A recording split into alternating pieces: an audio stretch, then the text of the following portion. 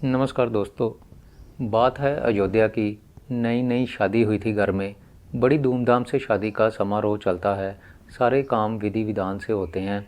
उसके बाद बारी आती है सुहाग रात की। दूल्हा दुल्हन कमरे में चले जाते हैं।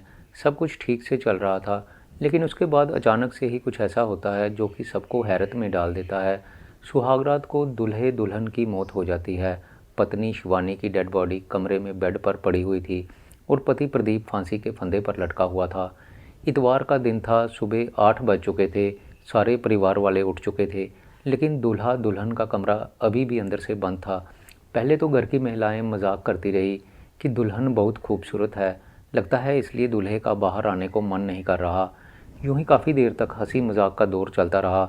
महिलाओं ने दूल्हे को आवाज़ लगाई, लेकिन दूसरी तरफ से कोई जवाब नहीं आता।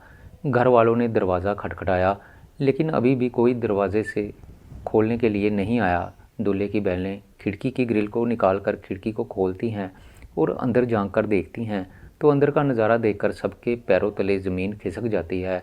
दूल्हा प्रदीप फांसी पर लटका हुआ था। घर वाले कमरे का दरवाज़ा तोड़ते हैं तो देखते हैं कि अंदर दुल्हन शिवानी बेड पर पड़ी हुई थी और उसकी भी मौत हो चुकी थी। दूल्हे को फंदे से नीचे उतारा जाता है और दोनों को हॉस्पिटल पहुंचाया जाता है। वहां पर डॉक्टर दोनों की जांच करते हैं तो पता चलता है कि दोनों की मृत्यु हो चुकी थी। बात है 7 मार्च की। शुक्रवार को प्रदीप की शादी हुई थी। शनिवार सुबह दुल्हन प्रदीप के घर आई थी। उसके अगले दिन रविवार को परिवार वालों ने रिसेप्शन देने का प्रोग्राम बनाया था। रिसेप्शन की सारी तैयारियां चल रही थी। दोस्तों, ये सारा मामला अयोध्या कैंट के शहादतगंज मुरबन टोला का है। रिसेप्शन की तैयारियां धरी की धरी रह जाती हैं जब पता चलता है कि दूल्हा दुल्हन जिनकी शादी की खुशी में रिसेप्शन होनी थी, उनकी ही मौत हो चुकी है। चारों तरफ चीख पुकार मच जाती है। जो घर थोड़ी देर पहले खुशियों में डूबा हुआ था, वहाँ पर मातम छा जाता है। रोने चिल्लाने की आवाज़ें आने लगती हैं। रोते रोते दूल्हे की माँ बेहोश हो जाती है। दरअसल प्रदीप और शिवानी का रिश्ता तकरीबन 1 साल पहले तय किया गया था। कोई दिक्कत वाली बात नहीं थी। फ़ोन पर दोनों की बातचीत होती रहती थी। ट्यूनिंग बहुत अच्छी चल रही थी। 1 साल तक दोनों फ़ोन पर एक दूसरे को समझने की कोशिश करते रहे और दोनों एक दूसरे को अच्छे से समझ भी रहे थे। शुक्रवार शाम को घर वाले लड़की के घर पर बारात लेकर गए थे। सारे परिवार वाले खुश थे। बैंड बाजे के साथ दुल्हन को घर लेकर आया जाता है। दोपहर के 2 बजे के करीब दुल्हन घर पहुंचती है। महिलाएं गीत गा रही थी, पुरुष शराब पीकर मस्ती कर रहे थे और उसके बाद शाम को दोनों पति पत्नी कमरे में चले जाते हैं। अगले दिन रिसेप्शन का दिन था।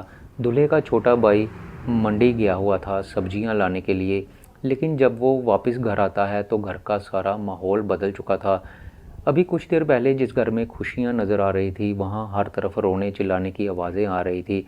दूल्हे ने ऐसा क्यों किया, किसी की समझ में भी नहीं आ रहा था। सब कुछ ठीक ठाक तो चल रहा था। शादी भी दोनों की रजामंदी से ही हुई थी।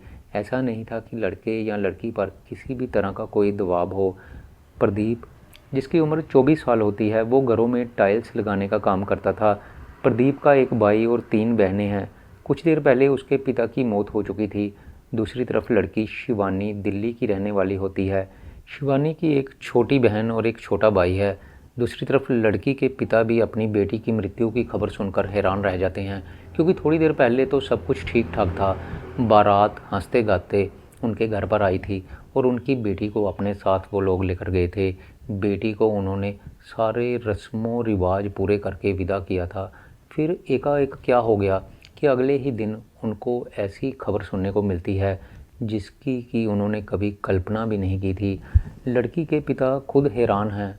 घटना की सूचना पुलिस को दी जाती है। पुलिस वाले मौके पर पहुंचते हैं और दोनों की बॉडी को पोस्टमार्टम के लिए भेज देते हैं। अब पुलिस वालों को ऐसा लग रहा था कि शायद दोनों के बीच कोई विवाद हुआ होगा। उसके बाद दुल्हे ने पहले तो दुल्हन की हत्या कर दी होगी और उसके बाद खुद भी फांसी पर लटक कर अपनी ज़िंदगी ख़त्म कर ली होगी। या फिर ऐसा भी हो सकता था कि पहले दुल्हन ने आत्महत्या कर ली हो और दूल्हे को ऐसा लगा हो कि शायद अब मैं भी फंस जाऊंगा, और इसलिए डरते डरते उसने भी, डर के कारण ही उसने भी आत्महत्या कर ली हो। लेकिन पुलिस वालों को एक चीज़ पर और भी शक हो रहा था, क्योंकि जब पुलिस वाले घर में पहुंचे थे तो घर का दरवाज़ा पहले से ही तोड़ दिया गया था। अब ऐसा भी हो सकता था कि किसी ने उन दोनों की हत्या कर दी हो। ये अब पुलिस वालों का काम था कि इन 3 थ्योरीज में से किसी एक थ्योरी को कंफर्म करना। अब इसका फैसला तो पोस्टमार्टम की रिपोर्ट आने के बाद ही हो सकता था, लिहाजा पुलिस भी कुछ कहने से बचती रही। जब लोगों ने पुलिस से सवाल जवाब किया तो पुलिस वाले यही कहते रहे कि पोस्टमार्टम की रिपोर्ट आने दीजिए, उसके बाद ही पता चलेगा। 2 दिन बाद पोस्टमार्टम की रिपोर्ट भी आ जाती है।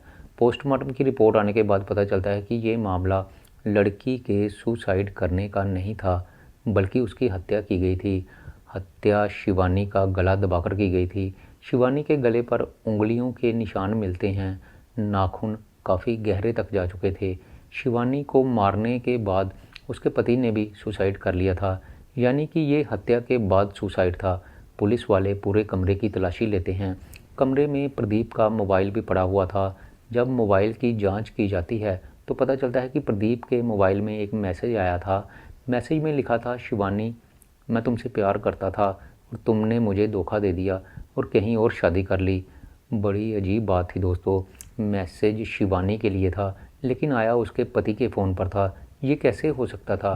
पुलिस वाले जब इस मामले की जांच करते हैं तो पता चलता है कि दरअसल ये मैसेज प्रदीप ने ही अपने दूसरे नंबर से अपने मोबाइल पर किया था। ये मैसेज दिखाकर वो शिवानी से उसके पुराने रिलेशनशिप के बारे में जानना चाहता था। दरअसल शिवानी अपना मोबाइल तो अपने साथ लेकर आई ही नहीं थी और इसी बात को लेकर सुहागरात वाले दिन हस्बैंड वाइफ में काफ़ी देर तक लड़ाई होती रही।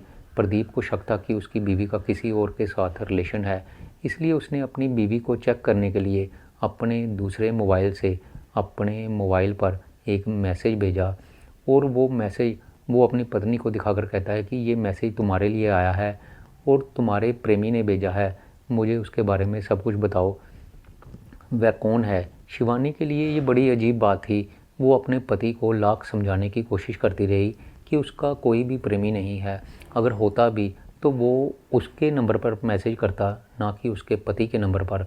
बस इसी बात को लेकर दोनों के बीच झगड़ा बढ़ता जा रहा था। झगड़ा इतना बढ़ गया कि प्रदीप ने अपनी पत्नी की हत्या कर दी और उसके बाद खुद भी सुसाइड कर लिया। रात को तकरीबन 3 बजे के करीब दूल्हे ने दुल्हन की हत्या कर दी और फिर उसके 1 घंटा बाद तक वो अपनी पत्नी की लाश के पास बैठा रहता है और उसके बाद उसने खुद भी फांसी लगाकर सुसाइड कर लिया। प्रदीप की बड़ी बहन जिसका नाम अनीता होता है, वो भी रो रो कर अपनी सुध बुध खो बैठती है और लोगों को बता रही थी कि उसका भाई अपनी शादी को लेकर बहुत ज़्यादा खुश था। उसने खुद ही अपना घर तैयार किया था। अपने घर में शादी के लिए उसने नई नई टाइल्स लगवाई थी। सारा परिवार खुश था। शादी की तैयारी 6 महीने पहले से चल रही थी, लेकिन फिर पता नहीं उसके दिमाग में क्या आया कि उसने अपनी पत्नी की हत्या करके अपनी ज़िंदगी भी ख़त्म कर ली। और आत्महत्या की ये गुत्थी सुलझने की बजाय दिन ब दिन और भी उलझती जा रही है। बंद कमरे का राज और भी गहरा होता जा रहा है। हर कोई बस यही जानना चाहता है कि आखिर ऐसा क्या हो गया। क्या पति पत्नी के अलावा कोई तीसरा भी था जो कि उनकी मौत का ज़िम्मेदार था, या फिर ये सिर्फ प्रदीप के मन का वहम था। रिसेप्शन की सारी तैयारियां चल रही थी, लेकिन ऐसा क्या हो गया कि सुहागरात को दूल्हे ने दुल्हन को मार दिया और ख़ुद भी आत्महत्या कर ली। प्रदीप को अच्छे से जानने वाले तो यही कहते हैं कि प्रदीप सीधा साधा अपने काम पर ध्यान देने वाला लड़का था। उसका काम टाइल्स लगाने का था। वो अपना काम पूरी शिद्दत से करता था। उसका कभी भी किसी लड़की के साथ कोई अफेयर नहीं था, सिर्फ अपने काम पर फोकस करता था। इसलिए उसकी तरफ से कोई ऐसी बात नहीं थी जिस वजह से मामला लड़ाई झगड़े तक पहुंचता। दूसरी तरफ लड़की के घर वालों से भी जब इस बारे में बात की जाती है तो वो भी अपनी लड़की की गारंटी देते हैं कि उनकी लड़की की ज़िंदगी में भी कोई लड़का नहीं था, कोई ऐसा लफड़ा नहीं था जो कि उनकी लड़की की मौत की वजह बनता। दोनों की शादी रजामंदी से हुई थी। ऐसा भी नहीं था कि किसी एक को प्रेशराइज़ करके ज़बरदस्ती शादी के बंधन में बांध दिया गया हो, बल्कि दोनों ने खुशी खुशी एक दूसरे से शादी करने का फैसला लिया था। इस सारे हत्याकांड की वजह और गवाह शिवानी और प्रदीप ही थे, लेकिन उन दोनों के मरने के साथ साथ ही अब कोई नहीं बचा जो इस राज से पर्दा हटा सके। तो दोस्तों, मैं यहाँ पर यही कहना चाहूँगा कि कारण चाहे जो भी हो, लेकिन इस हत्याकांड की वजह से 2 परिवार जो हैं वो उजड़ जाते हैं, उनकी खुशियों को नज़र लग जाती है। हो ना हो दोस्तों, इसमें एक वजह शक की भी हो सकती है। प्रदीप को अपनी पत्नी पर शक था। हो सकता है कि उसका शक सही होता, या ये भी हो सकता है कि उसका शक सिर्फ वहम था, लेकिन उसने अपनी पत्नी को एक और मौका देने की बजाय उसकी हत्या कर दी। दोनों के बीच कोई मतभेद था भी तो दोनों को चाहिए था कि अपने घर के बड़े बूढ़ों को साथ लेते और उनसे सलाह मशवरा करके अपनी ज़िंदगी का आगे का कोई फ़ैसला करते।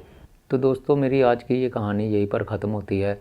जाते जाते मैं आपसे यही रिक्वेस्ट करना चाहता हूँ कि आप लोग मेरी कहानियाँ सुन तो लेते हैं लेकिन चैनल को सब्सक्राइब नहीं करते। प्लीज़ चैनल को सब्सक्राइब कर दीजिएगा और वीडियो को लाइक कर दीजिएगा।